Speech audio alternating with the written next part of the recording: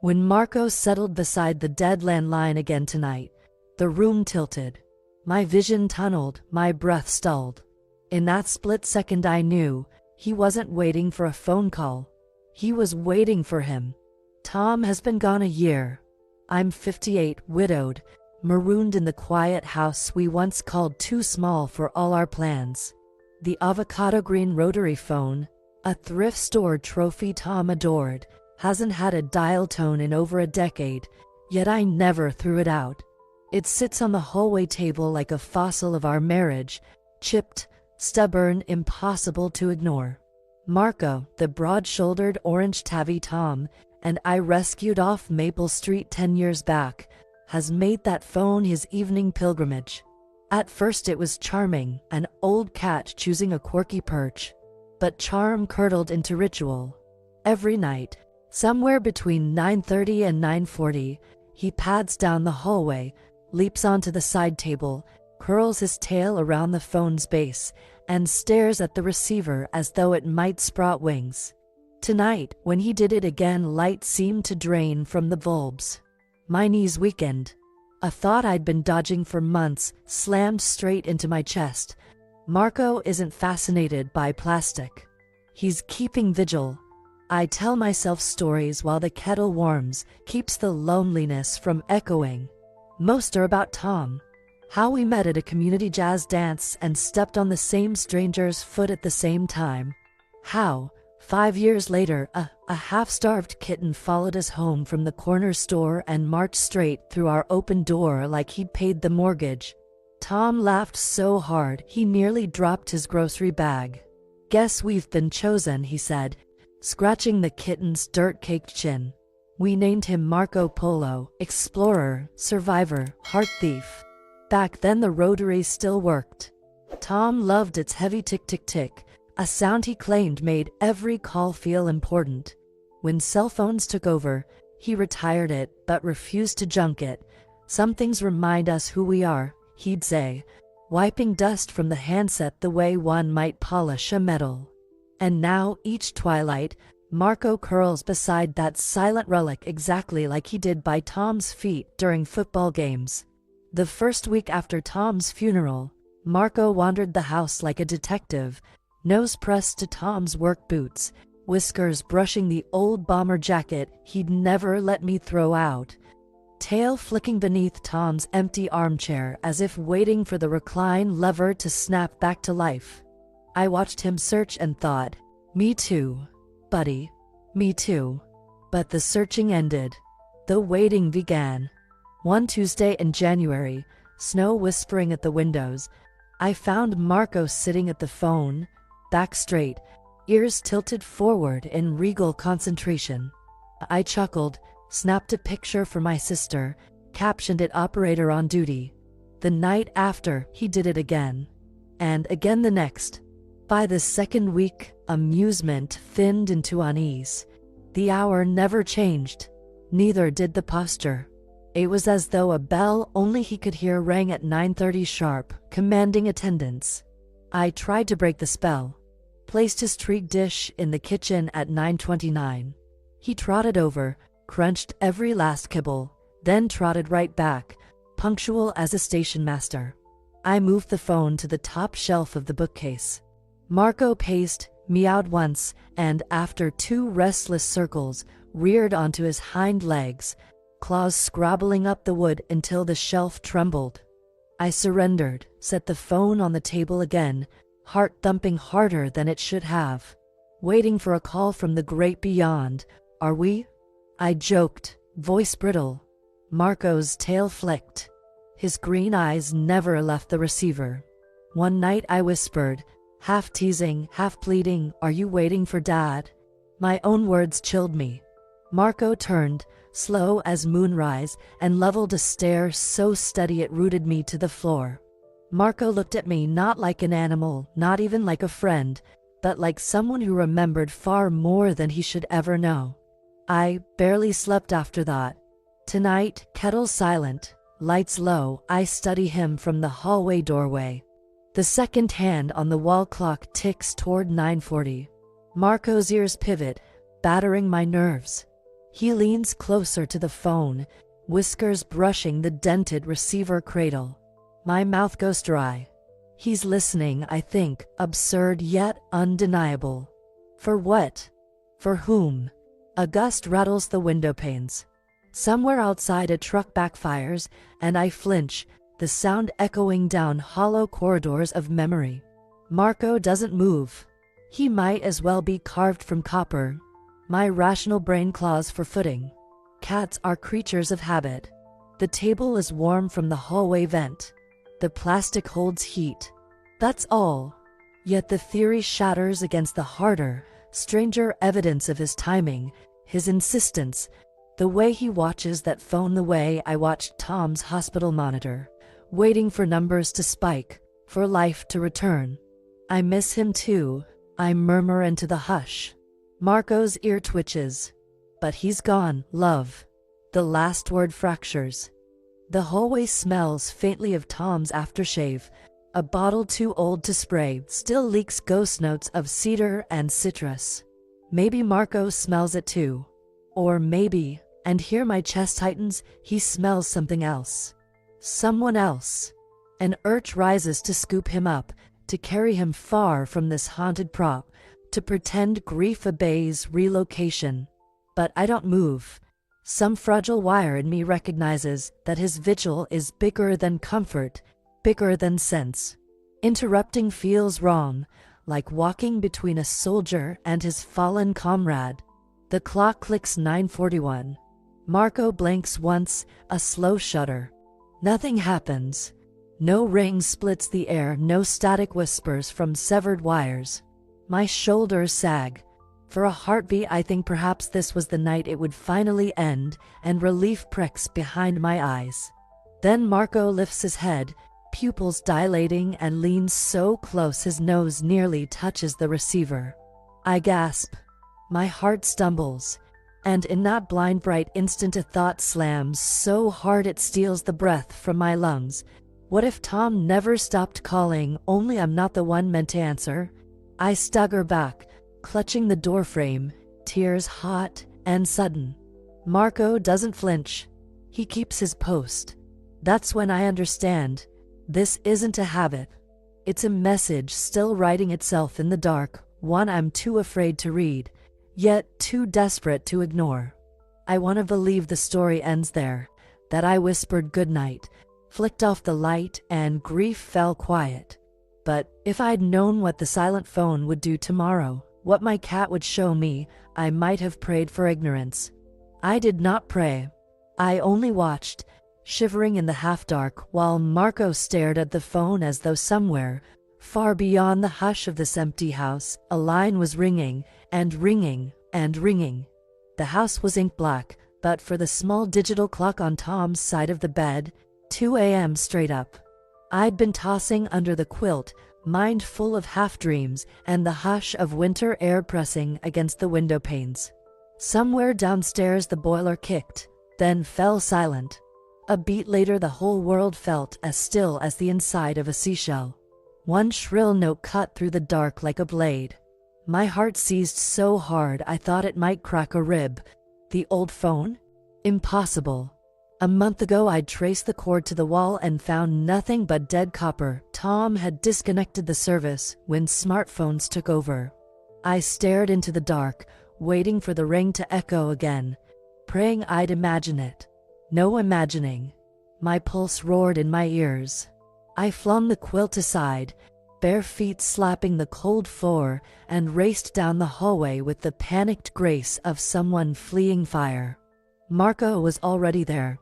He sat upright on the side table, tail curled to a perfect question mark, eyes preternaturally bright, as if he'd known the exact second the sound would split the night. The phone's cracked plastic face glinted under the hallway lamp I'd left burning low. I felt the floor tilt. The noise was too loud for a line that shouldn't exist, too hollow, too real. My hand hovered above the receiver. Who? My own voice came out in a hoarse whisper I didn't recognize. The ring chopped off mid-pulse, the silence after it so sudden it punched the air from my lungs. Marco did not move.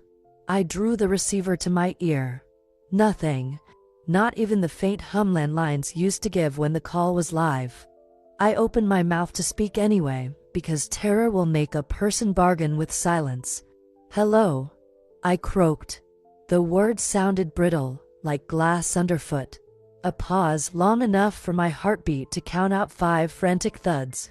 Then soft static bled into the line, faint and crackling, the way old AM stations crumble at the edges when the signal drifts.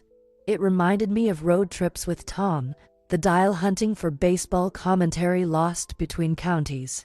Only this wasn't nostalgia, it was a thread pulled taut through the ether, vibrating against my ear. Tom. The name slipped out before I could stop it, raw and terrified. The static wavered, rose, fell like a breath catching. Marco began to purr. Low, rolling, deep-throated, the kind of contented rumble he reserved for winter afternoons curled in Tom's lap. The sound vibrated through the wooden table, into my palm, up my arm. The hair on the back of my neck lifted as though the very particles in the hallway were listening. "Who is this?" I tried again, louder. My voice shook so violently the words fractured. "Speak to me." Static answered, fizzing like rain on vinyl. Then, just as suddenly, it snapped to silence. A dead, hollow silence that pressed against my eardrum with physical weight. I kept the receiver to my ear even after the line went flat, desperate for a hiss, a breath, a syllable, anything that might stitch this bizarre moment into logic. Instead, the phone emitted one last, tiny pop, like a soap bubble bursting close to the skin, and the connection severed. My knees gave out. I slid to the floorboards, receiver still clamped to my ear, fingers white around the corded handle. Shivers rattled my spine in sharp, involuntary jolts. Marco hopped lightly from the table and settled beside me, still purring, as if to say you heard it too. "See?" I pulled the receiver away, stared at the inert cradle, then pressed it to my chest the way a mother might hold a fevered child. "It's not possible," I whispered, though the words tasted like a lie even inside my own mouth. "A landline without service does not ring at 2 in the morning. Dead circuits do not conjure static. And house cats, no matter how cherished, do not schedule vigils with ghosts." Yet the evidence sat, undeniable. The hollow throb still in my ears where the ring had been, the quaking exhaustion in my limbs, the warmth of Marco's side against my thigh, vibrating steady reassurance into the marrow of my bones. "I can't breathe," I gasped, pressing a trembling hand to my sternum. This wasn't a glitch. Glitches belong to machines and software. This felt older, stranger, like a rope tossed across a chasm, tugged from somewhere I couldn't see. Marco leaned his forehead into my calf, eyes half closing, purr deepening. The gesture anchored me to the floor, forced the panic to slow, one heartbeat at a time. I let the receiver slide from my grip. The handset thudded soft against the rug, lifeless now, a spent shell. A wild thought flickered. Maybe it's over. One impossible ring, nothing more. But a colder question knotted itself behind my ribs. What if it's only the beginning? I should have disconnected the phone then, sealed it in a box, driven it to the dump at dawn. Instead, I sat there until the hallway light sputtered out, stroking Marco, listening for a sound I both dreaded and craved. Because somewhere beneath the fear, a truth pulsed. This was no accident. This was contact. And if the line could open once, it could open again. Warning crept in like a trespasser, muted, guilty, unwelcome. I'd slept no more than an hour. Heart snagged on the memory of that impossible ring. By 8:30 I was pacing the kitchen, palms raw from squeezing the coffee mug too tight, eyes flicking toward the silent hallway phone as if it might pounce. Marco trailed me, tail brushing my ankles. Every so often he paused, head canted toward the front door, ears twitching at something I couldn't hear. When the mail truck finally clattered away, he sat bolt upright. An order, unmistakable. Go. I obeyed. Outside, winter sunlight glazed the porch rail, turning frost into glitter. The mailbox felt colder than the air. Inside lay a single cream-colored envelope, thick, edges bruised, no return address. My name scrawled in a hand I traced with my thumb and almost recognized. My breath clouded white as I turned it over, no postmark either, just the faintest damp smudge where an old stamp had absorbed morning dew. I carried it inside like it might detonate. At the dining table I broke the seal. The paper inside was onion skin thin, yellowed, smelling faintly of engine oil and sun-baked sand, scents that yanked me straight to Tom's stories of desert checkpoints and makeshift barracks. The date in the top right corner read July 14th, 1993. My stomach nodded. 1993 was the year Tom shipped out on a UN peacekeeping rotation he rarely discussed. Dearest Mrs. Richards, the first line began, ink faded but legible. My pulse stumbled. No one called me Mrs. Richards anymore. I pray this reaches you someday, though I hope the reason it's sent never comes to pass. My name is Captain Raymond Ray Collins. Your husband saved my life outside Al Ramadi when a market convoy exploded. Shrapnel caught my leg. He dragged me clear while rounds still cracked over our heads. That night, knowing tomorrow wasn't promised, we made a pact. If one of us didn't make it home, or if one of us couldn't send word, we'd deliver an last memory to the other's family. Something tangible to prove courage and friendship outlast war.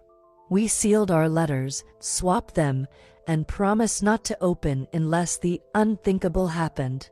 Tom never told me much about his life stateside, except he had a wife who loved jazz and a ginger cat who thought he owned the house. Marco, he said, like the explorer. Smartest creature I've met in any desert. I left service in '95. We lost touch, but I kept Tom's envelope safe in my footlocker, waiting for a sign. Last month a buddy forwarded an obituary, Thomas E. Richards, 59, beloved husband. It didn't say how, just that the world is purr now. I'm honoring our oath the only way I know, by sending his handwriting back to you. Inside this outer letter is the sealed note he wrote that night, covered with sand and sweat and hope. I haven't read it. It's yours. And please tell Marco I'm still with you both. He'll understand. With deepest respect. Ray Collins. My vision wavered. Another, smaller envelope slid from the fold. Tom's looping script across the front. If life steals my voice, let this speak. The seal was intact, the paper brittle as dried petals. Hands shaking, I traced the familiar capital T, the lopsided R he always cursed. The urge to crack it open right there nearly swallowed me. But some instinct, maybe fear of breaking the last thing he'd ever touched, held me still. That's when Marco leapt onto the chair beside me. He stepped onto my lap with solemn purpose, circled once, and settled, pressing his warmth into my thigh. His purr rose, steady as a lullaby I didn't know I needed. The dining room spun out of focus until only the envelope and the rumble beneath my fingertips felt real. I leaned back, letter clutched to my chest. How did it travel 32 years and land here the morning after the phone rang? Coincidence stretched too thin, snapped. The pact, the call, the cat at vigil, threads braiding into something I could hardly breathe around. I closed my eyes.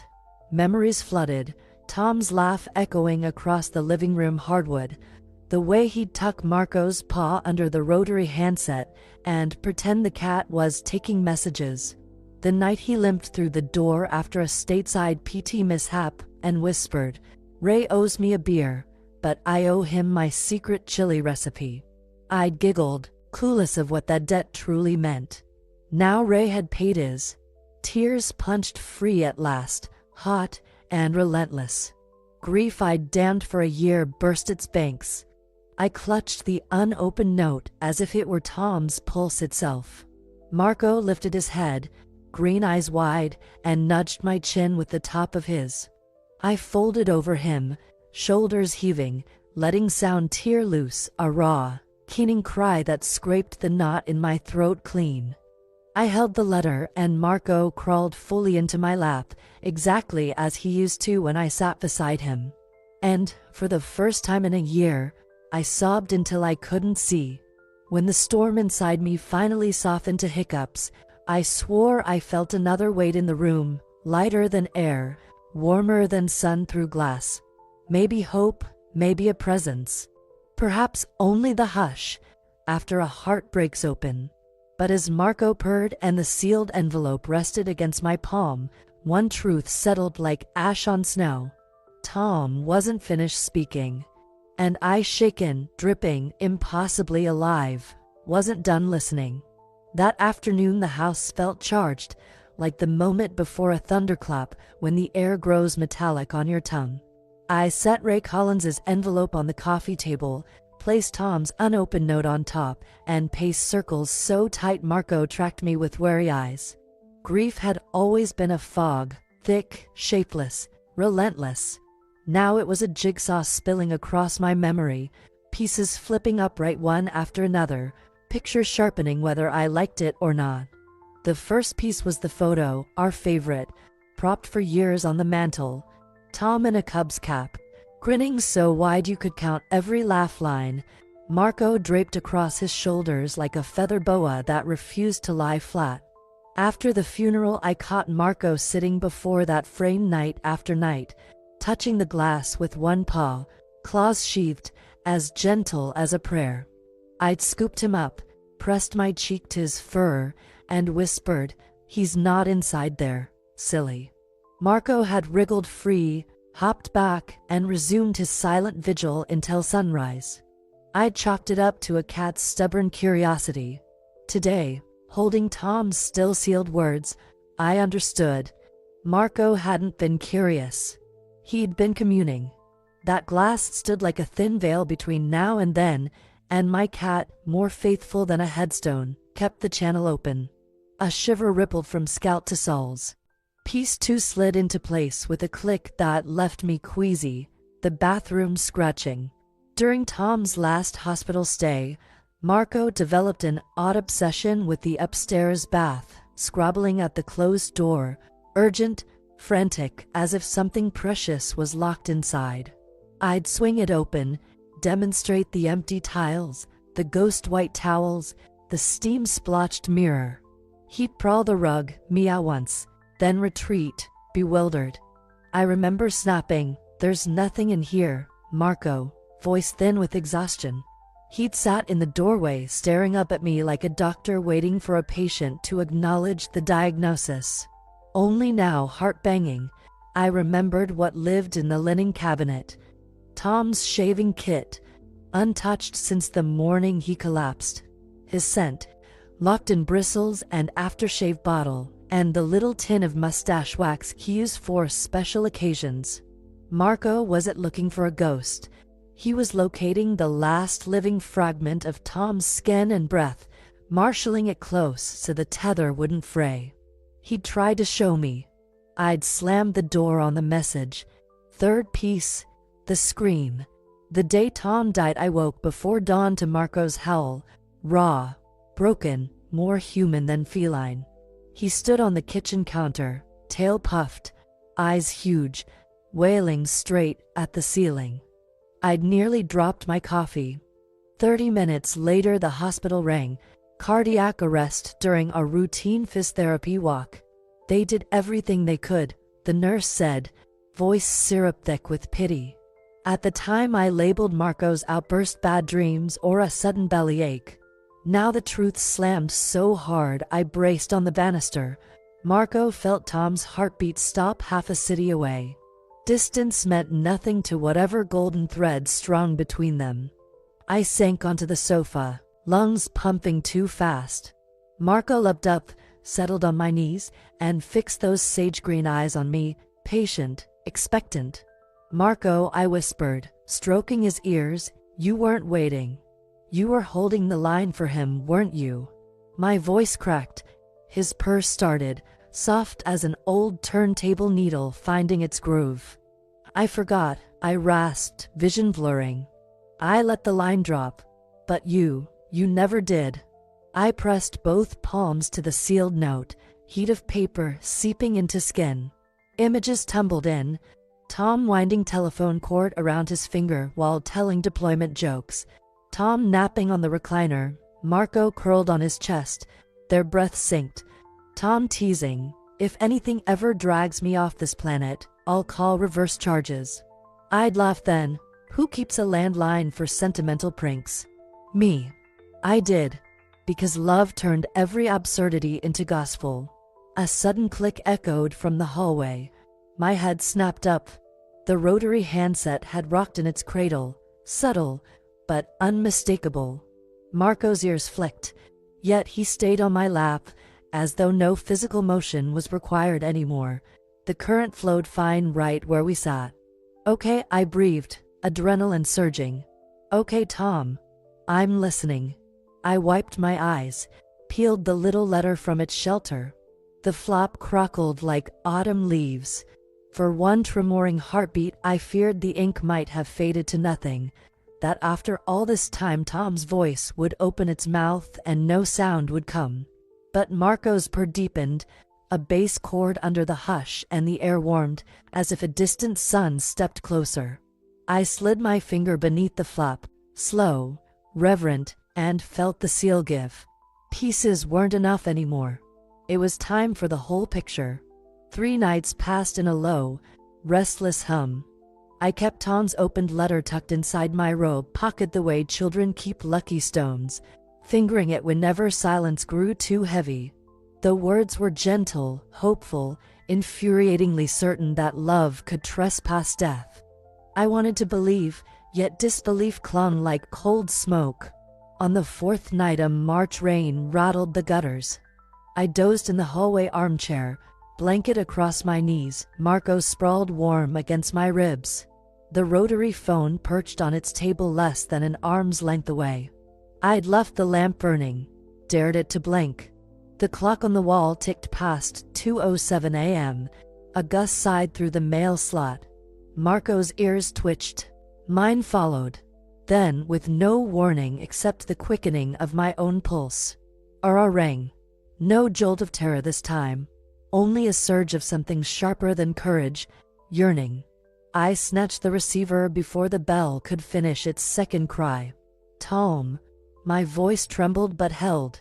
For a heartbeat there was only the faint hiss of the storm outside, a hush so absolute I felt suspended between seconds.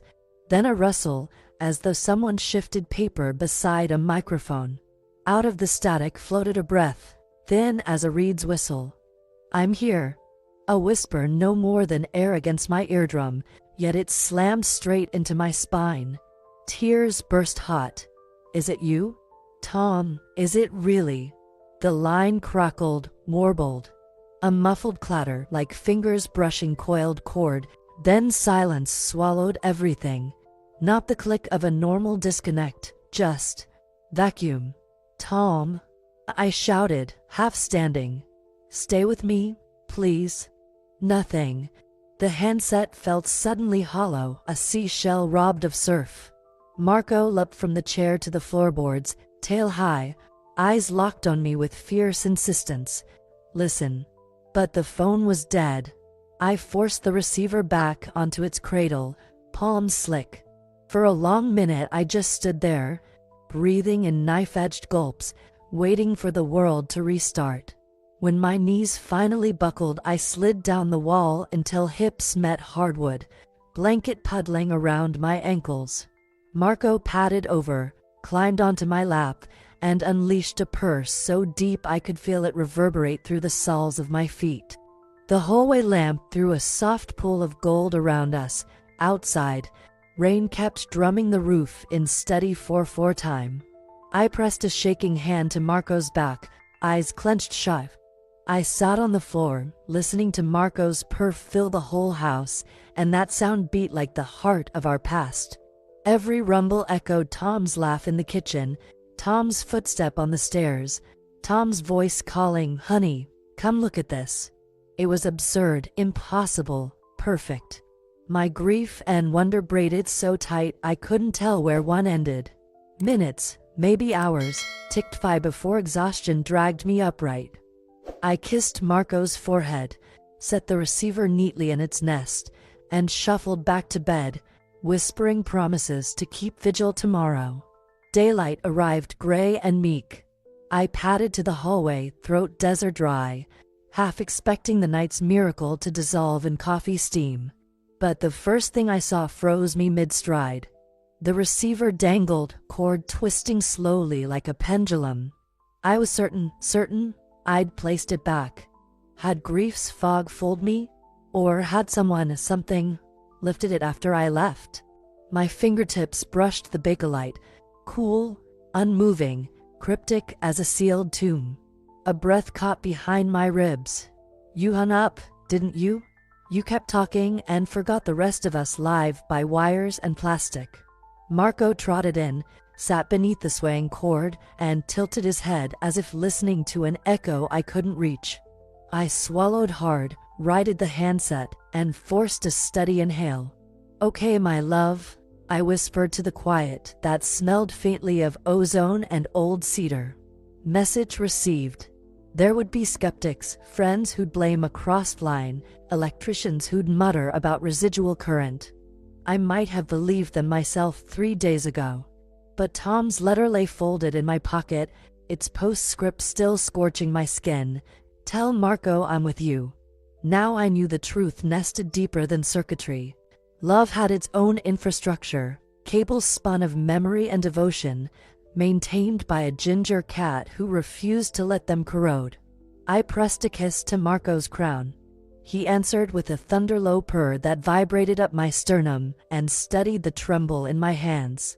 "Whenever you're ready, Tom," I breathed, voice both invitation and vow. "The line is open."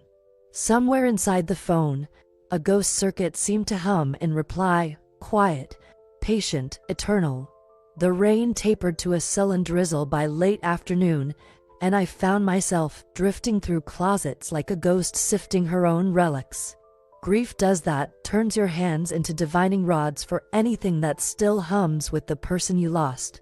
Behind Tom's worn field jacket, on the highest shelf of the hallway wardrobe, a leather-bound address book tumbled into my palm. I hadn't seen it in years. Its cover smelled of motor oil and aftershave.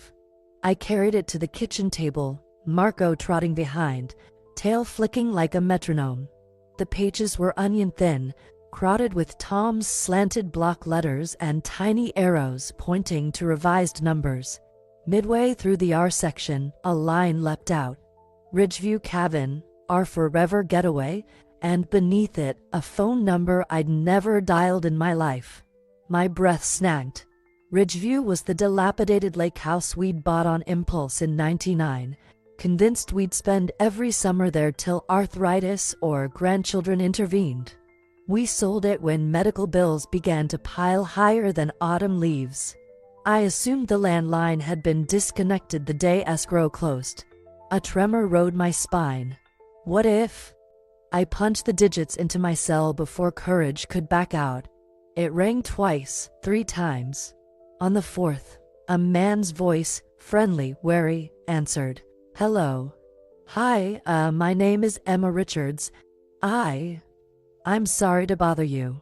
Do you happen to live at Ridgeview Lane, number 24? A chair scraped on the other end. I pictured someone standing to catch unexpected balance. Yes, that's right. Is everything okay? I used to own that cabin with my husband. I found the old phone number and I trailed off, feeling foolish. Could you tell me if the landline is still active?" He exhaled, half laugh, half confusion. "Funny you ask. We never use it, came with the place. But this week the darn thing's been dialing out on its own. Happened twice, both times in the middle of the night. We figured it was a wiring short." Blood roared in my ears. "Do you know what number it called?" A local operator gave me an area code 406 and a prefix I didn't recognize. I wrote it down. Hang on. paper rustled. He read the digits. My knees nearly buckled. It was my house number, my useless rotary phone. I studied against the counter. Marco meowed, an urgent chirrup. Listen. Sir, I managed. Voice paper thin. That phone. There's no service on our end. It shouldn't be able to receive. He paused. Ma'am, all I know is my phone log shows 2 outgoing calls, each about 10 seconds. Nobody here touched the handset. 10 seconds. Long enough for a single whispered "I'm here." Ice and fire chased each other through my veins. Thank you, I breathed. You've helped more than you know. He sounded relieved and unsettled at once. We exchanged polite goodbyes, promises to stay in touch if the glitch returned.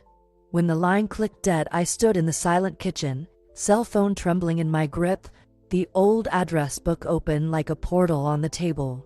Marco leapt into a chair, green eyes fixed on me. My chest lurched with a truth too heavy for bone. The calls weren't coming from nowhere. They were coming from the place where Tom and I built our wildest dreams, the cabin we'd sworn would cradle every version of us, even the ones we'd never lived to see.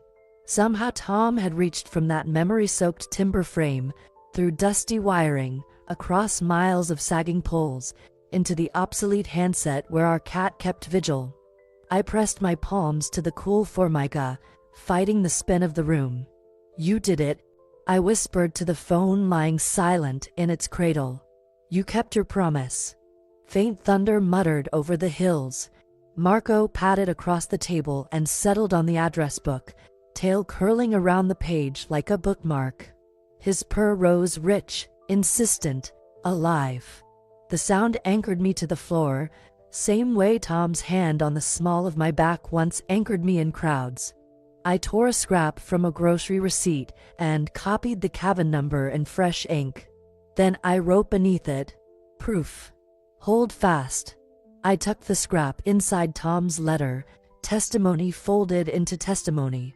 My mind reeled with the logistics, dead circuits, power surges, improbable cross-connects, yet my heart dismissed them all with a single pulse. Logic could catalog events, only love could orchestrate them. I had wanted something tangible, a sign etched beyond coincidence, and here it was, delivered by a stranger bewildered by his own phone log. I scooped Marco into my arms. He butted his head beneath my chin, purr drumming steady as a metronome. Thank you, keeper of the line, I whispered into his fur. He never let go of us, and you never let go of him. Outside, the sky cracked open with sunset fire, burning the drizzle to gold. I pressed my palm to the rotary's cool face. For once I didn't beg it to ring. Some cables, I realized, don't need electricity, only memory and a love stubborn enough to keep dialing until someone finally answers. Night settled without ceremony, a velvet hush broken only by the boiler's sighs and the slow tick of the hallway clock. For the first time in months, the phone table stood empty, no tawny silhouette, no emerald green eyes trained on the receiver. I waited until the minute hand slipped past Marco's usual hour, telling myself he'd appear any second, that I'd hear the soft whump of paws against wood. He didn't come. I walked the dark corridors, whispering his name, heart drumming a warning I tried to ignore. When my search ended back at the vacant table, unease prickled like static over skin. Maybe he's tired, I reasoned, forcing a shaky laugh. Cats reinvent routines all the time. But the hallway felt wrong, unbalanced, as if a lantern had been snuffed in a room far larger than this house. I left the lamp on, retreated to bed, and spent the hollow hours listening for claws on hardwood that never arrived. Dawn cracked pale pink over the pines. Sleep had come in scraps, each dream tugging me toward the phone only to dissolve before I reached it. I padded downstairs, got heavy, and froze at the living room window. Marco sat on the sill, spine straight, tail coiled neatly over his paws. Sunrise flared behind him, gilding his fur so he seemed carved from light itself. His gaze was fixed on the bruised horizon where night's last stars faded like distant sparks. He didn't turn when I whispered his name. He only blinked, slow and solemn, eyes reflecting a sky I couldn't see. A hush unfurled in the room, sacred and huge. My pulse slowed to match its tempo. I realized he was saying goodbye not to me, but to the tether he'd guarded so fiercely. Message delivered, his posture declared. Line secure. Mission complete. Tears blurred the scene. "It's all right," I murmured, unsure if I spoke to him or to the golden hush pooling behind my ribs. "You've done enough, brave boy." Marco rose with unhurried grace, stretched once, then leapt to the floor. Each step seemed measured by some inner metronome I couldn't hear. He padded down the hall, past the photo, past the bath door, past every landmark of his vigil, and reached the table where the rotary phone rested in early morning glow. He circled the base, settled, and curled his tail. His shoulders relaxed, chin lowering onto folded paws the way he always did at 9:30 each night. But this was sunrise, the hour he normally demanded breakfast. A tremor rippled through me. "Marco." I knelt beside him, heart banging out an unruly rhythm. His breathing was even, eyes half closed, whiskers quivering with exhale. I laid a hand on his flank, warm, soft, familiar. He didn't move. Minutes stretched. Light crept across the phone's faceplate, silvering the dust in its cracks. Marco's chest rose, fell, slowed. A final sigh fluttered past his lips, ruffled the fur beneath my palm, and then his body went still, so gently the hush barely noticed. My own breath ceased. Grief rushed in, fierce, immediate, but something else pulled beneath it, deeper than sorrow, older than language. Peace. I slid arms beneath his limp weight and lifted him to my chest. He was lighter than I remembered, as if some invisible ballast had slipped free. Pressing my cheek to his fur, I waited for the aftershiver of loss, the hollow collapse. Instead, I felt a pulse. Not the soft thrum of feline heart that had quieted. This beat slower, wider, like a drum carried across distance. And beneath it, a second rhythm, my own, answering in harmonized echo. 2 hearts. No, 3. Mine and Marco's memory, and a third cadence thrumming just beyond flesh and bone, Tom's. The realization flooded me with warmth so fierce it bordered on pain. Tears spilled, but they tasted less like grief than like gratitude too heavy to stay inside. I rocked there on the oak floor, sunlight climbing my shoulders, the phone between us humming its mute, faithful hush. "I hear you," I whispered into Marco's fur. "Both of you. All of us." The words studied the quake in my lungs. Outside, a single gull cried over the river. The boiler kicked, radiators clinked, life nudged forward, but the room remained nestled inside that encompassing heartbeat, as if time itself paused to honor the messenger. At length I rose, cradling Marco, and laid him in the old woven basket where he'd slept as a kitten. I draped his favorite blanket, a ragged cub's tall Tom never let me throw out, over his shoulders. The sunrise painted stripes across his coat. He looked caught mid-dream, halfway through some celestial door. On the table the rotary phone sat silent, handset resting true. I touched it once, fingers gentle, and whispered a promise. "The line stays open. As long as I breathe, it stays open." Thunder rumbled somewhere beyond the ridge, soft as a baritone lullaby.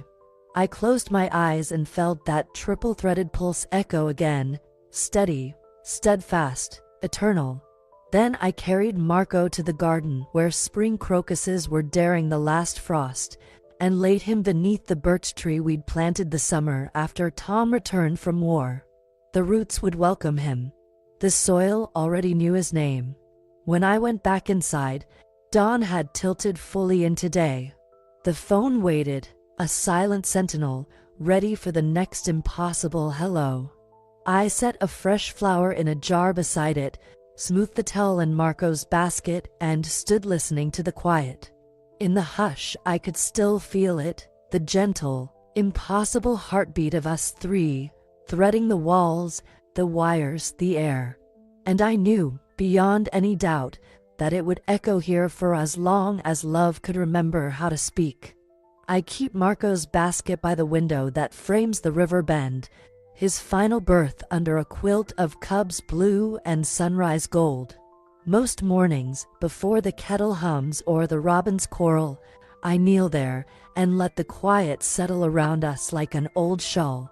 Grief has thinned to something softer than pain, thicker than air, an atmosphere I breathe without thinking. Beside the basket sits the rotary phone, still plugged into a wall that offers no service, still crowned by the sepia photograph Tom loved best. He grins from under his faded cap. Marco, kitten small, tumbles over his shoulder. The picture bows a little now, as if leaning closer to hear. I never remove it.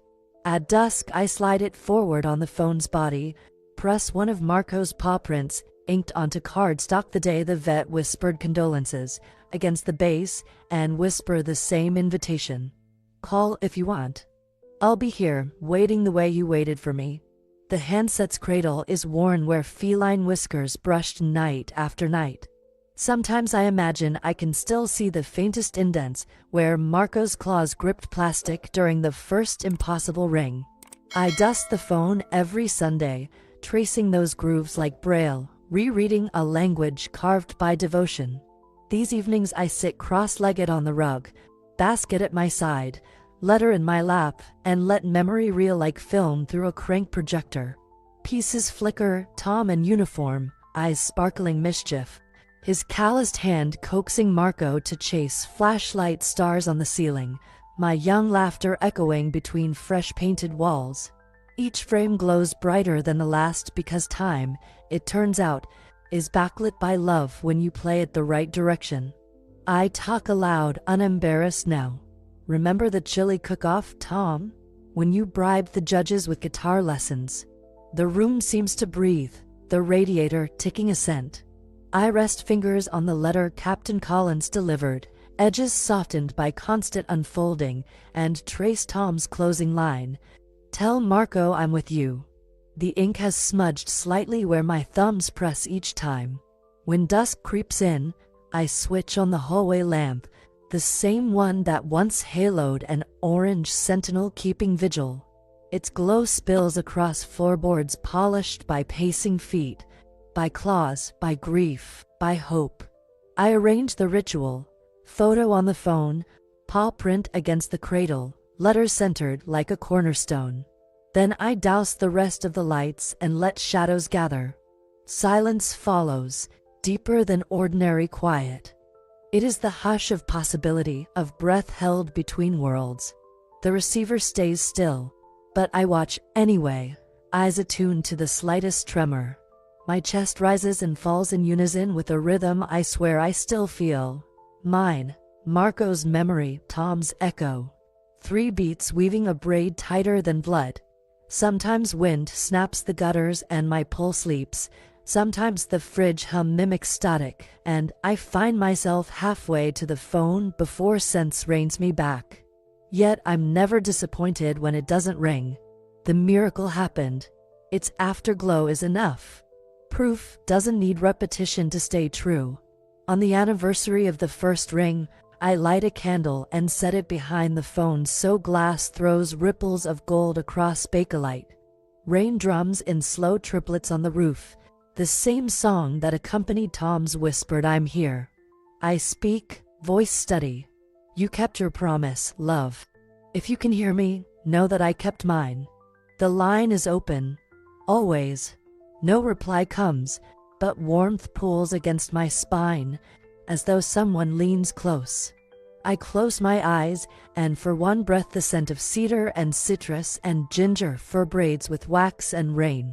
In that mingled perfume, memories dance so vividly the room itself seems to shift, walls expanding to accommodate every version of us we ever were. I picture Marco trotting proud between worlds, delivering reports.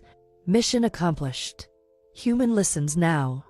I picture Tom laughing, ruffling fur, promising extra treats for exceptional service. The thought tilts a smile into my tears. Hour slides into hour, candle gutters, yet I remain seated, letter in one hand, handset cradled in the other. I murmur stories how the garden crocuses erupted purple this spring, how the ridge cabin's new owner mailed me a Polaroid of the phone, still screwed to the wall.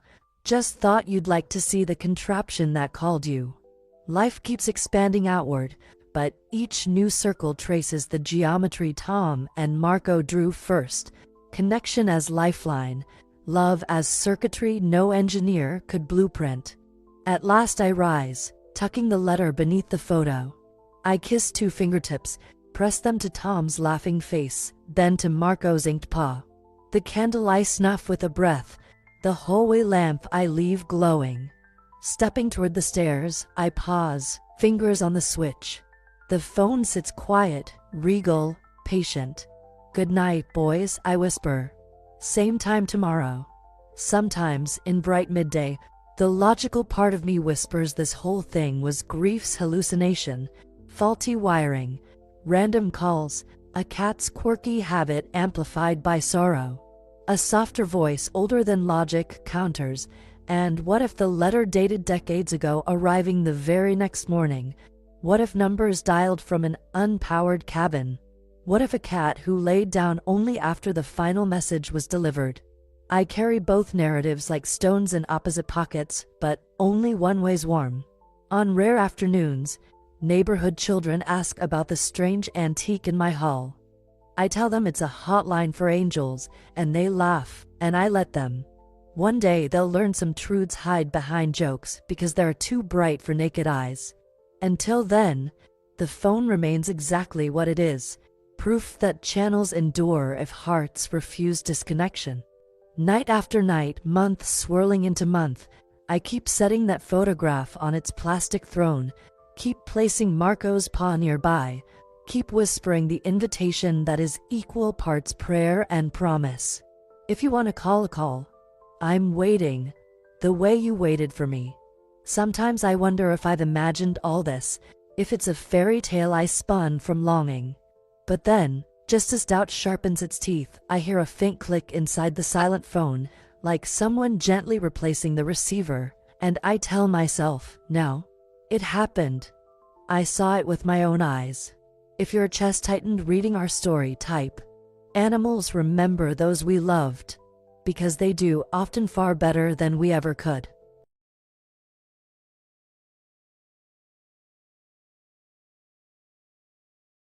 When I saw that net jerk like it had a pulse, my breath locked in my chest, because I knew straight off, that thing wasn't a fish. It was dawn off Moss Landing, the kind of dawn that feels older than time, fog draped low, water flat as slate, the world holding its breath. 40 years I've worked these grounds, just me, the boat, and the same battered net. Routine. Familiar. Safe. I hauled hand over hand, expecting the usual weight, maybe rockfish, maybe an old tire, when the mesh lurched once, slow and deliberate, like something thinking. Too strong for kelp, too calm for shark, too heavy for dolphin. I muttered a prayer and heaved. That's when I saw them, eyes. Deep down in the tangles, too dark, steady eyes looking up at me the way a person does when they already know your name. I froze. Salty wind cut my cheeks, but I didn't feel it. The ocean went silent. In that heartbeat I understood, whatever was in my net had chosen me. And right there, before I even drew my next breath, my whole soul started unraveling, though I wouldn't realize it till much later. I dropped to my knees on the deck, palms sweating, pulse hammering like an outboard. The net bulged against the gunwale, sagging with something alive yet eerily patient. I leaned in, praying it wasn't a dying sea lion. But what I saw didn't fit any creature etched in my memory. The body was seal-shaped, yes, but sleeker, skin smooth as wet pewter, not fur. No whiskers, no scars from boat props, just a shimmering hide that caught the gray light like liquid metal. And those eyes, still fixed on me, unblinking, vast, aware. I've untangled plenty of wildlife, panicked pelicans, belligerent rays, but this being didn't thrash or snap.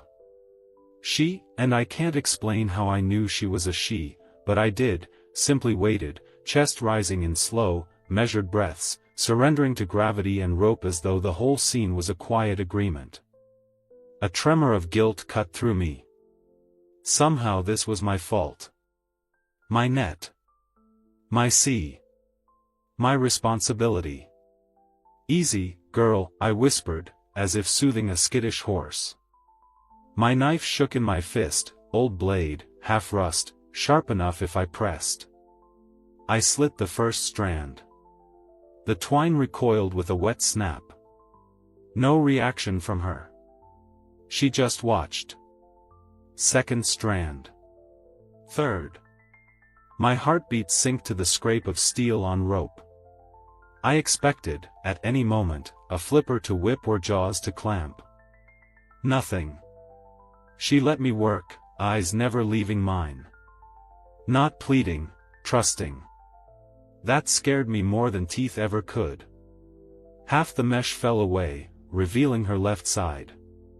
That's when I noticed a deep groove around her midsection, raw and pink where the line had bit in. She'd been hauling that pain God knows how long. Anger flared up, at myself, at every careless fisherman, at the entire gnarly industry I'd signed my life to. I muttered, I'm sorry, not sure if I meant for the cut or the years. Finally, one last knot clung to her fore-flipper. I wedged the knife underneath, sawed slow so I wouldn't nick her flesh. The rope split. Free. She didn't lunge for open water. Instead, she drew a breath so deep I could hear it beneath the surf, then lifted that strange flipper and set it, heavy and warm, on the gunwale beside my hand. Skin to skin. Time fractured. Fog, gulls, the diesel stink of the harbor, all of it faded until there was only the weight of her touch and the impossible certainty that she recognized me. Recognized something in me. I swallowed a tight knot of tears I didn't see coming. You're welcome, I croaked, voice shot to gravel. She held there a full heartbeat, maybe two, then eased back. With a slow, silent slide, she slipped over the rail and vanished beneath the pewter water, leaving no swirl, no splash, just a trembling old man on a deck that suddenly felt too small. I knelt there, knife dangling from numb fingers, staring at the ripples until they smoothed to glass. The sun burned through the fog in slats of pale gold, but I barely noticed. My mind kept replaying that moment. She didn't run. She stayed. She looked at me, like kin. I hauled the torn net aboard and sat against the cabin wall, lungs hitching. Part of me wanted to radio someone, Marine Rescue, the university, anybody, but another voice, older than my years, whispered, keep it close. This wasn't for science. It was for you. Hours later, still shaken, I motored back to harbor. A couple deckhands shouted morning greetings, I waved absently. Couldn't speak of it. Who would believe? A sea creature that chose to be caught, waited for my knife, and thanked me before leaving? I convinced myself it was done. A single strange mercy woven into a lifetime of routine. I figured she'd swim off and disappear into the Pacific's endless miles, and that would be that, story over. But the ocean, turns out, had other plans. If your chest just tightened because you swear the wild is watching us too, stick around. The real miracle hadn't even started. I should have stayed home the next morning. Truth is, I almost did. My hand still tingled from the weight of her flipper, and part of me worried I'd dreamed the whole thing. But habit yanked me down to the dock before dawn, and muscle memory carried me through untying lines and coaxing the motor awake. Fog again, thick, ragged curtains drifting over the water. The harbor lights smeared into ghosts while pelicans yawned on the pilings.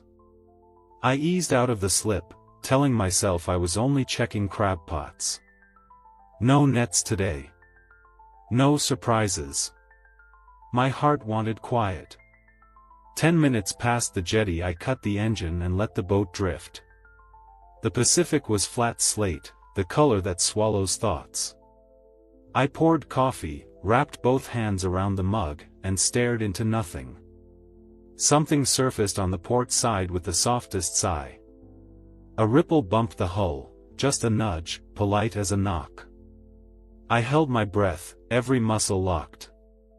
Then a smooth gray head rose, droplets clinging like pearls. It was her. I didn't move. Didn't speak. Didn't dare blink. She floated there, half submerged, as if judging whether I was real enough for a repeat performance. Then, slowly, she glided forward, closed the last few feet, and rested her muzzle on the gunwale exactly where she'd pressed her forehead yesterday. My coffee went cold between my palms. All I could manage was a whisper, "You came back." She didn't answer, of course, but somehow I felt an echo of yes vibrate through the wood. Her eyes were clearer this morning, almost shining in the weak light. No fear, no pain I could see, just a calm presence that wrapped around my chest and squeezed. For a full minute neither of us moved. I swear I heard her breathing, deep, even pulses that matched the slow rise and fall of the swells. Somewhere inside that rhythm my initial thrill curdled into worry. Why is she here? Is she hurt? Does she need something? The groove the net had carved around her middle was still visible, red-pink but no longer bleeding. Still, infection could set in. My gut twisted. I reached out, inches at a time, until my fingertips hovered over her crown. She stayed. The trust of it made my throat burn.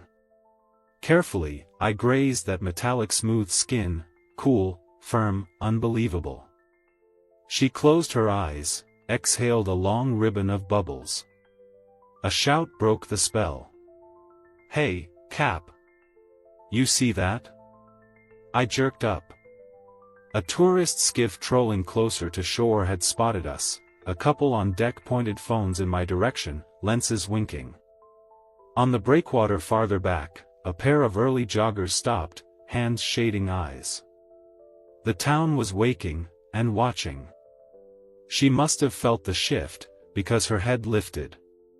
For a second I thought she'd sink out of sight.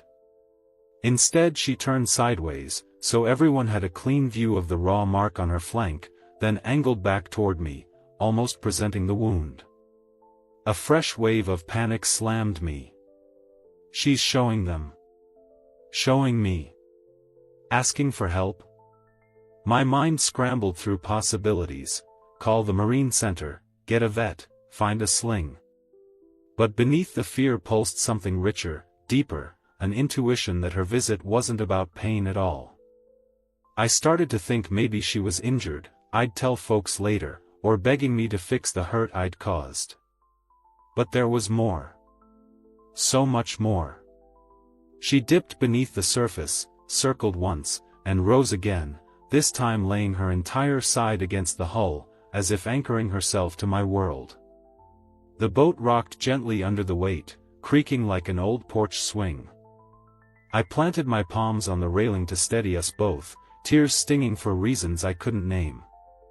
The skiff idled closer, I heard excited chatter, the snap of shutters. Somewhere a gull screeched. Yet inside that little radius of water and wood, it felt like only she and I existed, bound by a secret neither of us fully understood. I leaned down, voice cracking, "You're safe, girl. I'm right here." She answered by tilting her head, pressing the spot just below her eye against the gunwale, almost nuzzling. It wasn't a plea. It was recognition. Connection. A moment so intimate I felt exposed, like she could read every mistake I'd ever made and forgive them in one breath. Then, without warning, she slid away, a single smooth arc of muscle and grace, and disappeared into the pewter deep. No splash. No fanfare. Just gone. I sagged onto the deck, heart battering my ribs.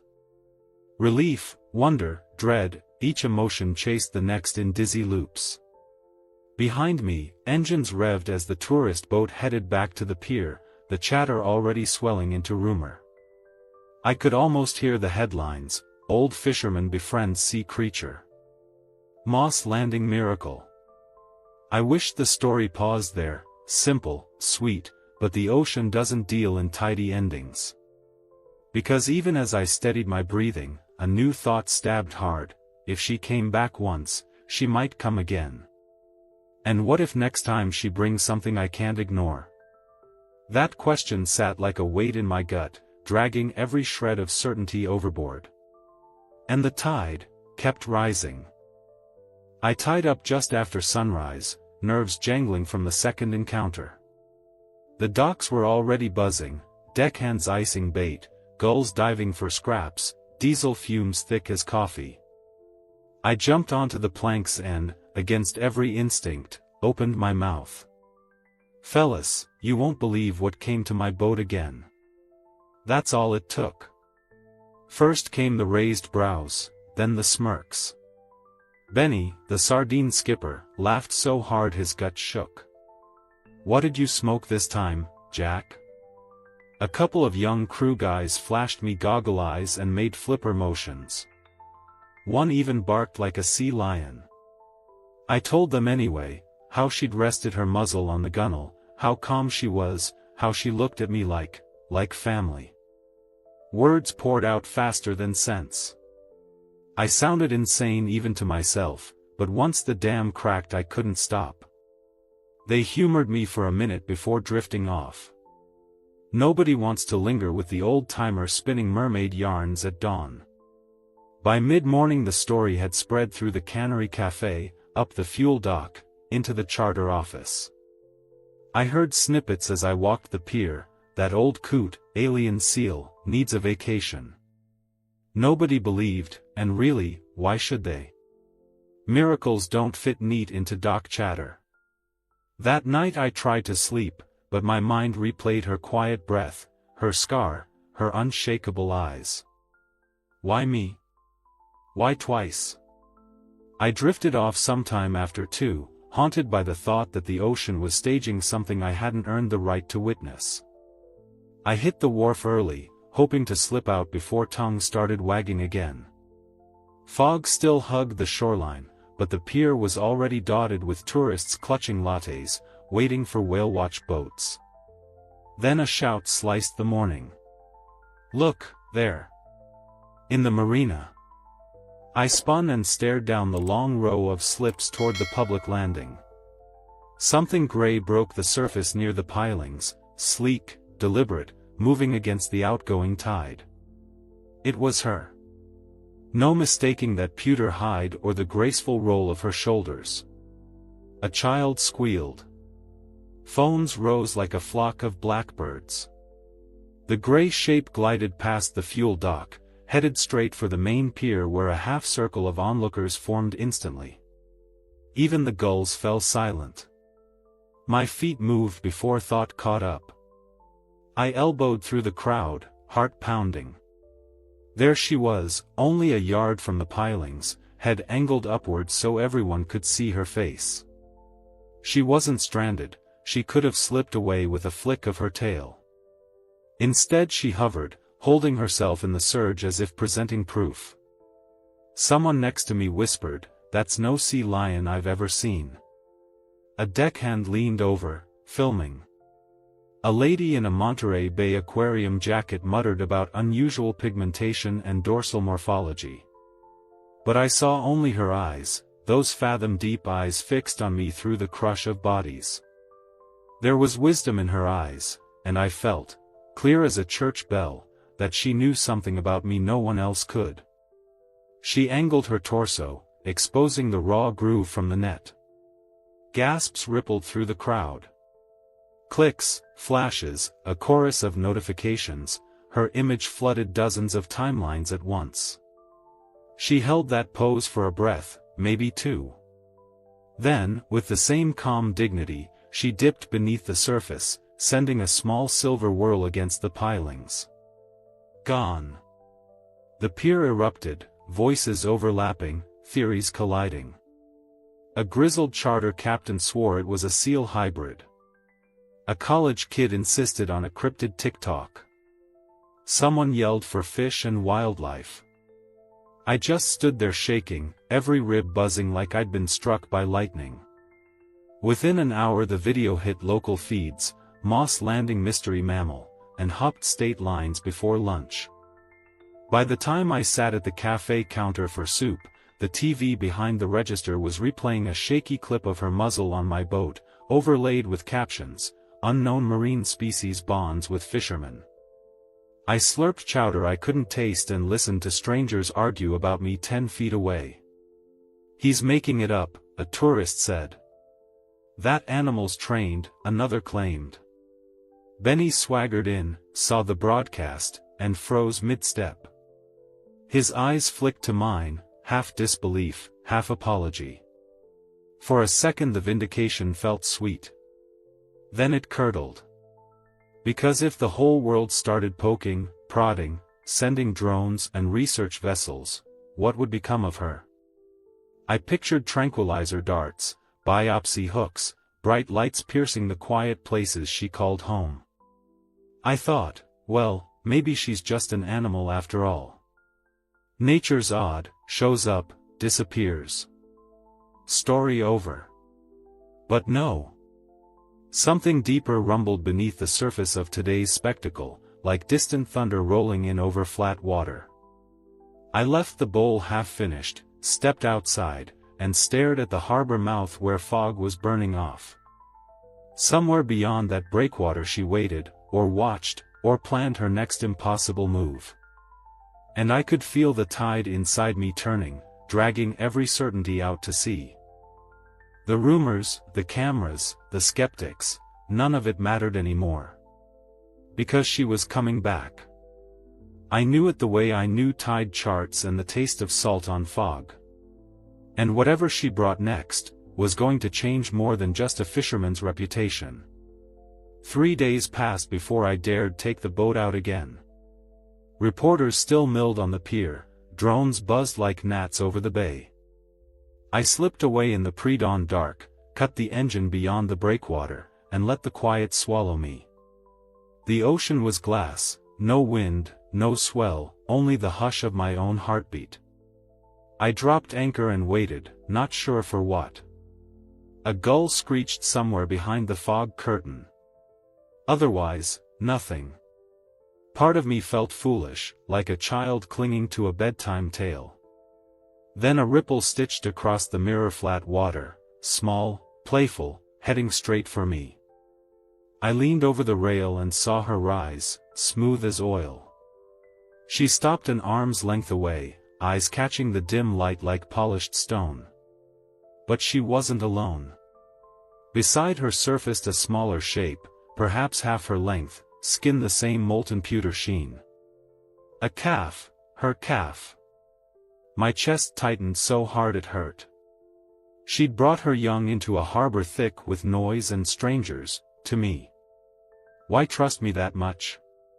The little one bobbed, blinking at the world. Then, in a burst of joy, it spun belly up and slapped the surface with a stumpy flipper, sending rings across the stillness. I laughed out loud, a startled, breaking sound I hadn't made in years. Mama, yes, that's what I called her now, nudged the calf toward the hull. He, or she, bumped the wood, curious, then darted away in a loop, bubbles trailing like silver beads. Again and again, the small body circled, each pass a little braver, until it finally pressed its snout to the gunnel exactly where Mama had. I didn't move. Couldn't. The privilege of that trust pinned me to the deck more surely than chains. Every instinct said reach out, but I kept my hands tight on my knees. Don't ruin the gift. The calf's breath bubbled against the planks, its eyes, smaller, brighter, flicked between me and its mother. I felt witnessed, measured, accepted. That moment might have filled a lifetime, but Mama had more to say. She slid beneath the surface, leaving the calf to play, and vanished into green shadow. Seconds stretched. I scanned the water, pulse racing, afraid the noise from town had spooked her for good. A shape re-emerged on the starboard side, Mama, something clutched in her jaws. She paddled close and lifted her head, water streaming off that alien smooth brow. In her mouth dangled a narrow band of braided leather, swollen from years in the sea. My heart pitched. No. Couldn't be. She craned her neck and let the object drop onto the deck with a soft slap. I stared as salt water bled from the weave. A tarnished silver clasp, shaped like a crescent.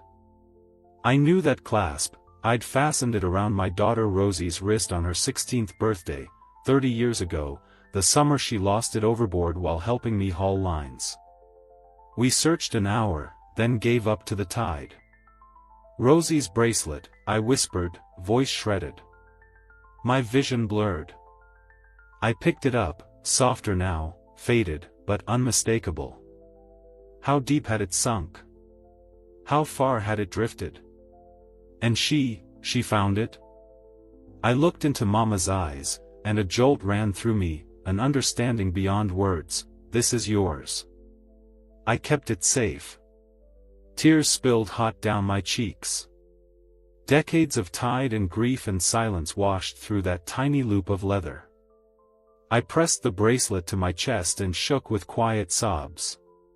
The calf chirped, a sharp, bright sound, then bumped my boot as if asking what was wrong. Nothing's wrong, I managed, wiping my face. Nothing at all. Mama watched, still and patient, until my breathing steadied. Then she dipped her head once, a gesture that felt like a bow, and nudged the calf away from the hull.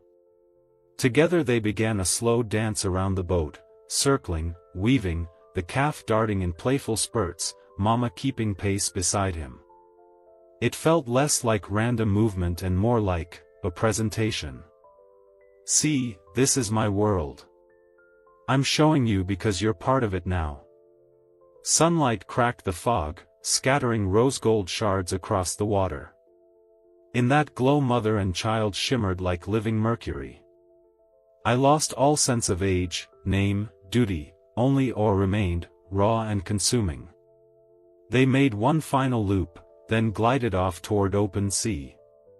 The calf glanced back, one quick, curious look, before flicking its tail and vanishing behind a curtain of light.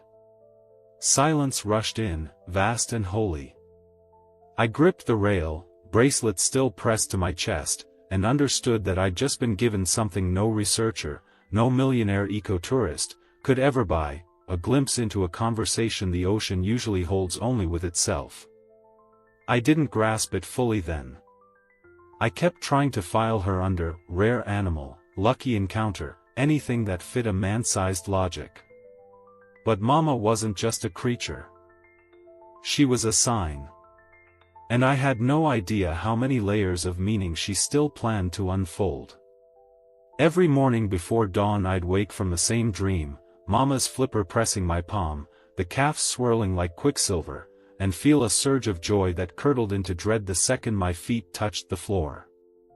Loving the sea had always been simple: haul the catch, mend the gear, respect the weather. Now it felt complicated, fragile, too dear to risk. So I made a decision I'd never made in 40+ years. I stayed ashore. The skiff sat tied to the dock, nets drying stiff in the sun, deck gathering gull droppings and wind-blown kelp. I told the boys at the cafe my back was acting up, half true, I guess. Mostly it was my heart. Every beat seemed tethered to that gray shimmer under the water, and I worried if I saw her again I'd never find the will to let her go. Instead, I parked myself on the bluff above the harbor with a pair of old binoculars and pretended I was just another retiree killing time. From up there I could see the mouth of the bay, the marinas, the parade of whale-watch boats. I scanned the water till my eyes stung, searching for a pewter flash or a playful ripple, anything that might be her. Nothing. Day 2, same routine. Fog burned off by 10, tourists poured in, chatter about the mystery mammal still bounced around town, but the ocean kept her secrets. By evening my stomach ached from the hollow space where wonder used to sit. Day 3 I whispered a bargain to the surf. If she doesn't come today, I'll let it rest. I'll leave her be. The tide rose, fell, rose again, just ordinary water wearing an extraordinary mask, and I almost believed myself safe. But night was worst. I'd lie in the dark, Rosie's bracelet looped around my wrist, and feel the weight of that gift like an unanswered question. Why me? Why now? What am I supposed to do with this knowing? On the 5th morning I finally carried a camp chair to the very end of the breakwater, closer than the bluff but still on solid ground. The air tasted of diesel and seaweed, pelicans skimmed low, beaks clicking. I sat, hands in pockets, and let the swells roll beneath the rocks. Hours passed. Fishermen motored out and back. A pod of bottlenose dolphins leapt beyond the kelp beds, beautiful, ordinary magic. I watched without moving. The sun climbed. Shadows shortened. Hope thinned to a thread. I thought, well, that's the story, Jack. She came, she showed you something precious, and now she's gone. Miracles are like shooting stars, you don't chase them, you remember them. I felt the surrender settle in my bones, heavy but weirdly calm. The wonder was real once, and once had to be enough. I packed the chair, dusted sand off my pants, and turned toward home. That's when the gulls went silent. You learn out here that gulls never hush without reason. I pivoted back to the water, heart tripping. Waves rolled steady, nothing strange, until a long, dark shadow slid just beneath the surface past the lighthouse point. Too big for a sea lion, too solitary for dolphins. I lifted the binoculars, breath snagged in my throat. The shadow turned, cutting a slow arc toward the breakwater, toward me. Glass fogged as the shape rose and fell in lazy intervals, closing distance. 50 yards, 40, 30. But when the water broke, it wasn't Mama's sleek silver head. It was a humpback's tail, black and barnacled, slapping the surface before the whale dove, leaving only turbulence behind. Beautiful, yes, but not the impossible visitor my soul ached for. I laughed, a short, cracked sound, at my own desperation. I thought, it's over. The miracle came and went, and life is ordinary again. I can live with that. I headed down the rocks, mind already rehearsing how I'd slip back into routine, check engines, oil the winch, set nets tomorrow. Normal is good, I told myself. Normal doesn't break your heart. But as dusk settled, painting the sky bruised purple, I paused at the bow of my idle skiff and laid a hand on the worn rail where Mama once rested her flipper. The wood still smelled of salt and sun-baked tar. I closed my eyes, and in the hush between waves felt a throb of something vast and unfinished, like a tide pulling at the pilings. Maybe it was only memory. Maybe only the echo of her weight against the hull. Either way it wrapped around me gentle as a lullaby, and I understood the ocean wasn't done speaking. Staying ashore wouldn't quiet the call, it would only drown me in slower waters. That night, as I locked the truck and headed up the driveway, I whispered into the coastal wind, if there's more, show me when you're ready. The breeze carried the scent of brine and fog, no omen, no reply. Just the living breath of the Pacific, steady and patient. I slept dreamless, convinced I'd made peace with silence. I truly believed the wonder had ended, that a man could touch the edge of mystery once and then step back into the small, safe pattern of days. I thought the sea had finished its story with me. But I was wrong. The letter showed up on a Thursday, wedged under my front door mat, the envelope soft with fog dew. No return address, just my name in shaky ballpoint. Inside was a single line of hurried print. They pulled a dead one out past Jetty 3. Looks like yours. My legs went hollow. The bracelet on my wrist felt suddenly heavy, like a lead weight tied to memory. I grabbed the truck keys with hands that wouldn't close right and tore down the coast road, headlights carving pale scars in the early dusk. Fishermen are no strangers to death. Nets bring up bodies, storms take friends. But the thought of her, of Mama, washed ashore, belly to the sky, eyes glazed to nothing, it cracked something raw inside me. The crowd stood in a loose ring near the waterline, flashlight beams jittering over a shape stretched on wet sand. Sheriff tape fluttered in the wind, useless against the hush that blanketed everyone. I shoved past a deputy, couldn't feel my feet. One look dropped me to a crouch. Same pewter hide, same sleek head. But smaller, maybe younger. No scar across the midsection. Strangers knelt, snapping photos, whispering about necropsies and new species. Their words buzzed like flies while my pulse hammered in my ears. Not her. Please, not her. I brushed my fingers over the creature's flank. Cold already. I whispered a clumsy prayer, half apology, half lullaby, and when I stood, tears blurred the lights along the pier. If this one was gone, what if she was next? Terror gnawed the edges of my breath. The sea suddenly felt vast in a cruel way, miles of darkness that swallow without a trace. I drove home on autopilot, heart drumming, palms numb on the wheel. In the driveway I shut off the engine but stayed seated, staring at nothing while night seeped through the windows. At some point I realized I was rocking, the way a man does when he's trying not to break. Around midnight I found myself back at the dock, boots thudding on planks slick with tide spray. I hadn't meant to come, yet here I was, drawn as surely as a moon-pulled current. The harbor slept, masts ticking, halyards clinking, sodium lamps buzzing like tired fireflies. I stepped onto the skiff, decks faintly glowing under the dock lights. For a long minute I just stood there, the bracelet cool against my wrist, the memory of that cold body on the beach wedged behind my ribs like broken glass. A ripple tapped the hull. Once. Twice. I held my breath. Nothing. Probably a stray swell. I sagged onto a coil of rope, head in hands, letting grief roll through me. Then the boat listed, gentle but definite, as though nudged by a steady shoulder. I froze.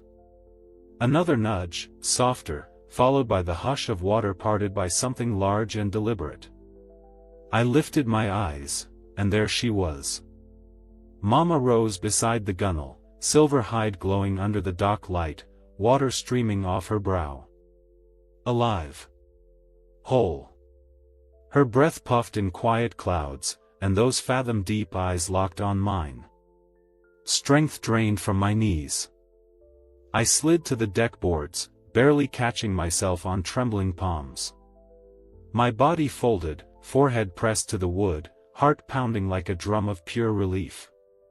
When I finally looked up, she was still there, waiting. She knew I'd come. She waited. And in her eyes was, "I'm right here." I reached out, hands shaking. She leaned closer until our shadows touched, and in that hush I felt sorrow bleed into awe. The dead calf on the sand, the cameras, the tapes, they were real, but they weren't the whole story. Life and loss ride the same tide. Tonight, life was the one that surfaced. Mama slid a fraction closer and exhaled, warm mist brushing my face. In the faint light I saw her flank, no fresh wounds, no infection. She was healthy, strong. My tears came hot and helpless, carving salt tracks down weathered cheeks. "I thought I lost you," I whispered. The words cracked apart. "I'm so damn sorry." She answered without sound, a slow blink, a steady gaze, a presence that filled the boat with something bigger than language. The harbor, the town, the whole restless world shrank to that one small arc of water between us. Minutes passed, or hours, I couldn't tell. Finally she dipped her head, brushed the hull with her muzzle as if sealing a promise, and slipped beneath the dark, leaving a soft eddy that rocked the skiff like a cradle. I stayed kneeling long after the ripples smoothed, lungs hitching, heart finally easing from panic to humbled wonder. The sea around me felt different, sadder, yes, for the young one lost, but also fiercely alive, determined to keep singing.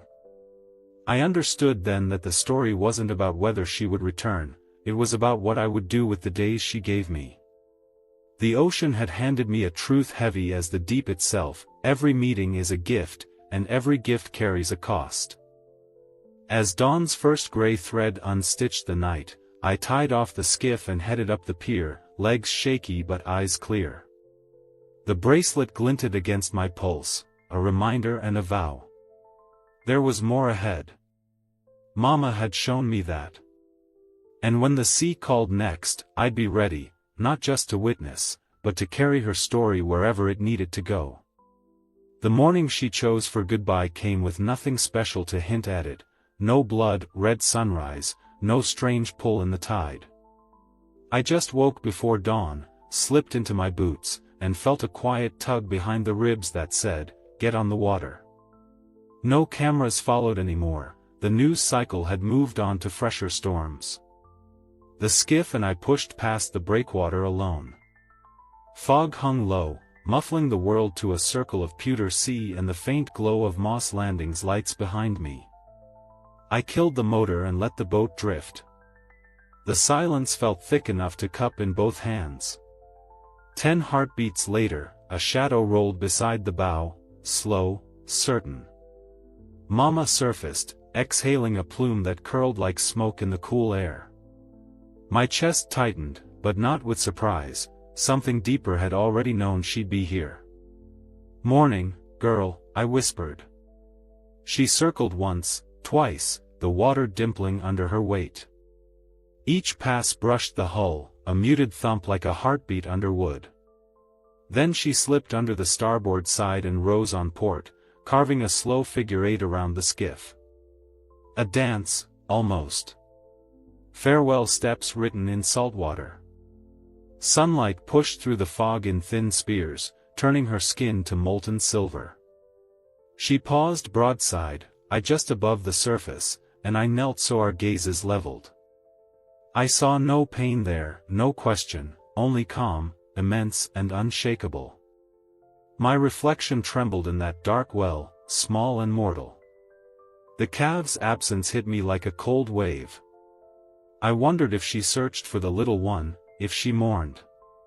But her breath stayed steady, her movements deliberate, as though accepting the ledger the ocean keeps for every living thing. She dove, then resurfaced an arm's reach away with a swirl that lapped the gunwale. For a breath I thought she might press her flipper to my hand again. Instead she drifted back, giving me the whole of her, tip to tail, as if saying, "Remember me like this, alive, unbroken, free." I wanted words big enough to honor the moment, some eloquent vow that I'd carry her story faithfully. All I managed was a ragged, "Thank you." It felt smaller than a pebble dropped into the trench, but it was all the truth I had. A breeze stirred, shifting the fog. She turned toward open water. My pulse kicked, "Don't go yet." But I kept still. This was her script, not mine. One last time she cut a wide arc around the boat, wake rocking the skiff in a gentle cradle. Near the stern she rose higher, half her body clear of the water, and loosed a single, low chirr that vibrated through the deck into my bones. Then she slipped beneath the surface with a slow, deliberate roll, tail sliding after like the closing line of a signature. I stayed frozen, eyes fixed on the widening rings until they blurred with the tremor of tears. Minutes passed, maybe more. The horizon brightened, gulls began their morning quarrel. But the water where she'd vanished smoothed to mirror glass, no shadow, no ripple, nothing of her except the echo warming my chest. I waited another hour, scanning every flash of kelp and cresting seal head, willing her to appear again. She didn't. At last I started the engine and pointed the bow toward harbor, the bracelet on my wrist tapping the helm with each small shiver of the boat. Halfway in, the sun burned the last veil of fog off the bay. The sea beneath turned clear jade, and for a breath I imagined I saw her below, pacing me in the deep. But it was only light bending, nature's quiet reminder that some mysteries stay under the skin of the world where hands can't reach. Back at the dock I tied off, stepped onto the plank, and paused. The harbor sounds, clanging shackles, laughing crews, diesel coughs, felt softer, as though some inner gauge had reset. I realized the fear that had chased me for weeks was gone. In its place lay a calm acceptance shaped like her final gaze. I walked up the pier without looking back. I kept expecting another morning, another ripple, another miracle. I thought I'd see her again. But nature always leaves when it's time. And if you ever feel a hush roll over the water, and your heart stutters for a reason you can't name, remember, sometimes the wild turns its face to us just long enough to give everything it has, then slips away before we can break the gift. I wish I could say life slipped back into its old grooves, but a story like ours leaves footprints on every shore it touches. Word spread the way salt creeps into wood, slow, patient, unstoppable. A kayak guide swore he glimpsed a silver figure shadowing his tour near the kelp forest. A surfer paddling pre-dawn claimed a smooth head rose beside him, stared a moment, then slid away without a sound. An old Ohlone woman who gathers sea grass for baskets told reporters the creature wasn't an animal at all but an Amatiwek, a spirit that guards the channel mouth. Everyone had a theory. Nobody had proof that stuck. Phones caught ripples, silhouettes, flares of pewter under green water, but nothing as sharp as those eyes I knew. Still, the town leaned into the legend like sailors to a fair wind. The tourist board printed t-shirts, Moss Landing, chosen by the sea. Restaurants renamed chowders. Local kids painted murals of a silver guardian circling a battered fishing skiff, its wake full of stars. The museum on Main cleared a corner near the whale skeleton for a new exhibit. They called it, The Sea Soul Who Chose a Man. Inside a glass case they laid out the torn mesh I'd given them, those ragged ropes still crusted with salt, next to blown-up frames from the dockside video and a photo of my calloused hand holding Rosie's weather-beaten bracelet. A little plaque read, "Recovered by an unknown marine mammal, June 20th. Presented to fisherman Jack Collins. Evidence of interspecies recognition." School groups gathered there in hushed clumps, eyes wide, listening to docents spin the tale of how something wild had broken every rule of fear. I stood in that hall once, feeling strangers study my face like another artifact. I caught pieces of their whispers, lucky, crazy, blessed, and none of the words fit. Because luck feels light and blessing feels clean, but what I carried was heavy with salt and silence and a responsibility I still couldn't name. Halfway through the exhibit a knot rose in my throat. I slipped outside before it could break. On the steps I leaned against redwood siding, watching fog snake up the street. My fingers traced the bracelet on my wrist, the leather softened by each tide of pulse. That's when the thought hit, if your heart just went quiet reading this, subscribe. Because whoever feels that hush already knows the ocean tells the truth louder than any headline. Don't scroll past the pulse that stops your breath. Stay with it. Follow this channel. Here, we don't sell fairy tales. We share the pulse of the real wild. Life kept moving, as it does. Boats still left at dawn, gulls still stole bait, and I still mended nets, though sometimes my hands stilled mid-knot, caught by the echo of a muzzle resting on weathered wood. Nights, I'd walk the jetty and let the wind slap my cheeks raw, half hoping to see her rolling under moon shards. I never did. One evening Benny from the sardine boat matched my stride. He cleared his throat, scuffing boot tips on the rocks. "Jack, you ever think she'll come back?" I pictured that final sunrise, the silent dance, the figure-8 farewell, her single exhalation hanging like incense between sky and sea. "I used to," I said. "Now I think she already gave me everything she meant to." Benny nodded, eyes on the dark water. We stood there until the lighthouse beam swept over us, and neither of us spoke again. People still corner me at the cafe, ask what she was, why she chose me, where she went. I tell them the truest words I have. I can't explain it. But I touched something that wasn't supposed to happen, and it rearranged the furniture in my soul. I'm not the man I was before her eyes found mine. Some folks leave disappointed. Science offers no neat boxes for wonder. Others sit back, shivering, as if the room just tilted toward a wider horizon. I've learned to live with the unanswered. The bracelet stays on my wrist, the groove of its clasp is a compass needle that points inward, reminding me to keep that space open where the impossible once breathed. Because here's the quiet thunder at the core of it all. This could not have happened. But I saw it. I felt it. And if destiny ever sets a gaze on you that drills straight through skin to the soft gears of your heart, you'll understand. The wild carries knowledge older than our maps, and sometimes, just sometimes, it chooses to share a single sentence with a human ear. When that moment comes, hold it like fire cupped in both palms. Don't try to cage it with reasons. Let it burn a shape into you that no tide can erase. If the pulse in your chest is hammering right now, if your throat's tight because a part of you recognizes what I'm saying, then write it in the open where the algorithms can't drown us. We are not alone in this world. That's it. No argument, no proof link, just the 6 words that keep the doors cracked for wonder. Because the sea is still out there, breathing. And I have a feeling she's still listening.